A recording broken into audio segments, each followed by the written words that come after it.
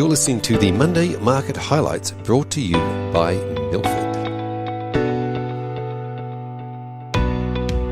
Good morning. It's Monday, the 11th of October, and I'm Roland from Milford. The key economic news was the US Nonfarm Payrolls, which was released last Friday. It was surprisingly soft, with non-farm payrolls increasing by 194,000 versus market expectations of 500,000. This measure was somewhat suppressed by a 120,000 decline in government employment. On the positive side, the incredibly strong July print was revised up by 38,000, and the soft August report was also revised up by 366,000 compared to the initial print of 235,000. So, this softer print may very well be revised upwards in coming months. In addition, wage inflation continues to ramp in the US, increasing 0.6% month on month, taking annual wage inflation to 4.6%. The demand for labour clearly remains elevated, and if it won't appear on total jobs added, it most certainly will in wages. The global energy crisis continues to worsen, which is driving up the price of energy-related commodities all over the world.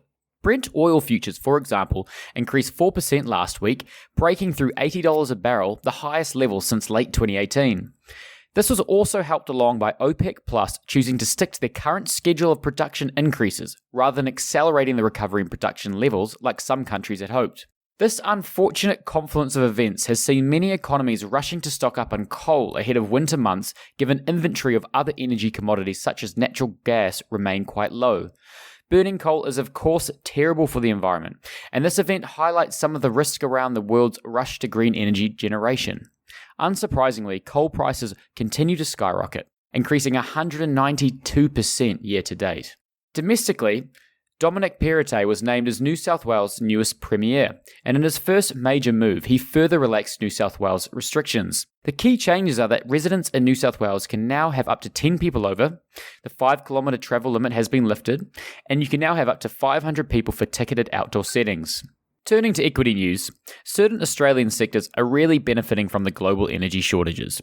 Woodside and Santos, for example, two of Australia's larger oil producers, rallied 7% and 6% respectively last week on the back of the aforementioned rising oil prices. Collins Food, a KFC franchisor, announced an agreement with Yum Brands, whereby Collins will become the corporate franchisee for the Netherlands. They're committed to develop up to 130 net new KFC restaurants over the next 10 years. Collins rallied 7% on the day of the announcement. EML, the listed payments company, released updated dialogue in the current regulatory tussle with the Central Bank of Ireland. The CBI seemed unhappy with the level of growth EML is expecting to achieve through its remediation process, and EML highlighted that some of the directions proposed by the CBI would materially impact the European operations of Prepaid Financial Services, a subsidiary of EML. EML fell 15% on Friday. Looking to the week ahead, the key economic data point will be the US inflation print to be released on Wednesday night. CPI is expected to increase 0.3% month on month, with core CPI growing 0.2% month on month. Domestically, we have employment data for September, which will be released on Thursday.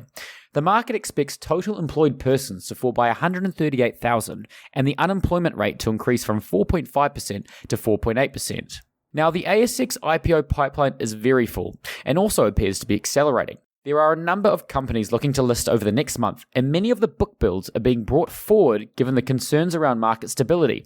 Remember, it's very hard to get investors interested in a business when the market's correcting. Thanks for listening. We'll see you next week.